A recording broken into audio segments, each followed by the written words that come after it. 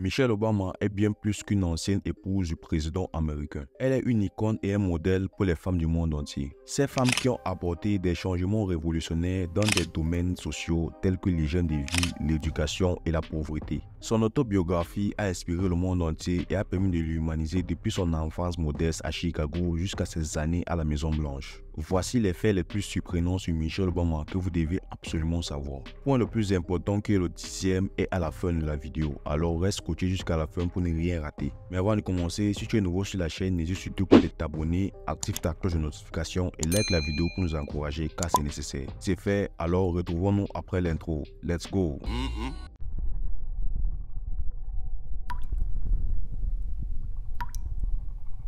Point numéro 1, une enfance régulière. Michelle Obama est née le 17 janvier 1964 à Chicago, née d'un pompiste municipal et d'un capitaine de circonscription démocrate appelé Fraser. Tandis que sa mère Marion était secrétaire chez Speed avant de devenir mère au foyer. Il vivait dans un minuscule appartement de banlieue sud de Chicago où elle dormait dans le salon avec son frère Craig. Frère et sœurs qui utilisaient un drap comme cloison de séparation. Cette femme qui est aujourd'hui l'une des plus influentes et les plus puissantes au monde n'est pas dans une famille super riche. Point numéro 2, elle a d'abord refusé de sortir avec Barack Obama. Avant d'être mari et femme et l'un des couples les plus inspirants au monde, Michelle Obama a été la patronne de Barack Obama. Il était stagiaire et elle était sa conseillère. Au début, elle a refusé de sortir avec lui. Pourquoi? Craignant de franchir des limites professionnelles. Mais à un moment donné, elle a cédé à leur folle alchimie et après 2 ans de vie commune, il lui a demandé de l'épouser. Troisième point qu'il faut absolument savoir, c'est le lien avec son frère. Michelle Obama a bien sûr un frère qui s'appelle Craig. Bien que Michelle et son frère Craig aient 21 mois d'écart, de nombreuses personnes ont souvent pensé qu'ils étaient jumeaux, même s'il s'agissait de son frère aîné. Ces deux frères ont tous les deux fréquenté à l'université de Princeton.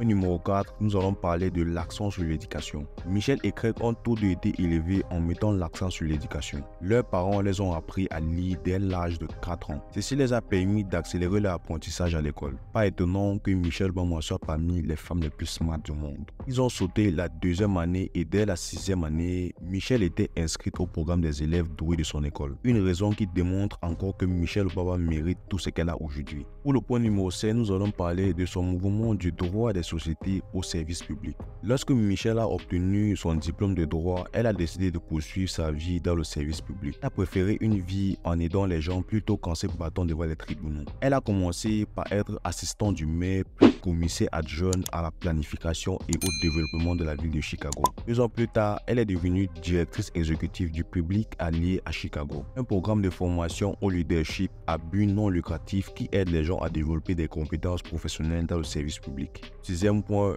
on va voir comment Michelle Obama est une véritable meneuse de cœur pour son mari. Bien que Michelle ait une carrière et une trajectoire de vie incroyablement impressionnante, les gens ont vraiment commencé à la connaître lorsque Barack Obama a prononcé un discours à la DNC en 2004 et qui l'a amené à être élu sénateur de l'Illinois. En 2007, elle s'est retirée de son propre travail pour se concentrer sur la campagne. Pour son second mandat, elle s'est battue avec autant d'acharnement, faisant campagne au nom de son mari et donnant des conférences aux 4 coins des États-Unis. Numéro 7, nous allons parler des discours inoubliables. Barack Obama est peut-être célèbre pour ses talents d'orateur, mais Michelle n'est pas non plus une mauvaise élève, surtout lorsqu'il s'agit de prendre la parole en public. Elle domine la salle avec ses mots puissants comme ceux prononcés lors de sa convention nationale démocrate de 2012, avec des citations populaires telles que « Chaque jour, les gens que je rencontre m'inspirent. Chaque jour, ils me rendent fier. Chaque jour, ils me rappellent à quel point nous sommes bénis de vivre dans la plus grande nation du monde. On est loin de millénaires. » Pour le point numéro 8, il s'agit de son engagement dans le mouvement MeToo. Michelle Obama a abordé le sujet de la protection des femmes contre le harcèlement sexuel. Un sujet brûlant depuis que les accusations d'Harvey Weinstein ont été révélées. Elle a fait remarquer, lorsque nous pensons aux femmes en particulier, nous leur demandons de s'exprimer. Nous leur demandons de dire ce qu'elles pensent. Nous leur demandons de dire non, de s'élever contre le harcèlement sexuel. Mais si nous n'apprenons pas à nos jeunes filles à s'exprimer dès leur plus jeune âge, cela ne se fait pas tout seul. Il faut de l'entraînement pour avoir une voix. Il faut l'utiliser encore et encore avant de pouvoir dire non ou stop ou ne me touche pas. Ici, nous voyons que Michelle Obama, c'est une partisane, une avocate contre le harcèlement sexuel. Au numéro 9, nous avons son adepte de l'alimentation biologique. Ses efforts pour rendre l'Amérique à nouveau saine ont été couronnés de succès. Et il est clair que Michelle est une grande partisane du mouvement en faveur de l'alimentation biologique, demandant aux cuisiniers de la Maison Blanche de ne préparer que les aliments biologiques pour la famille et les invités. Elle a même aménagé un jardin de 1100 mètres carrés de légumes frais et de plantes apicoles. Et ceci c'était en collaboration avec 23 élèves de 5e année d'une école locale de Washington.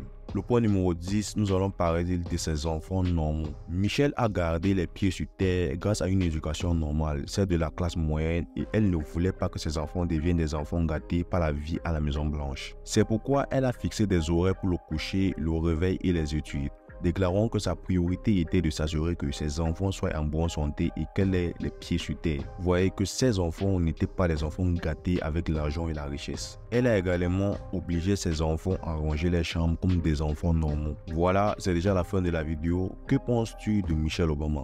Laisse ton avis en commentaire. Si tu es nouveau sur la chaîne, je sais, tu connais déjà. N'oublie pas de t'abonner, active ta cloche de notification et like la vidéo pour les encourager car c'est nécessaire mon ami. Je suis désolé, n'oublie surtout pas aussi de partager la vidéo au max. A bientôt pour autre vidéo super cool et intéressante sur la chaîne. Ciao les amis.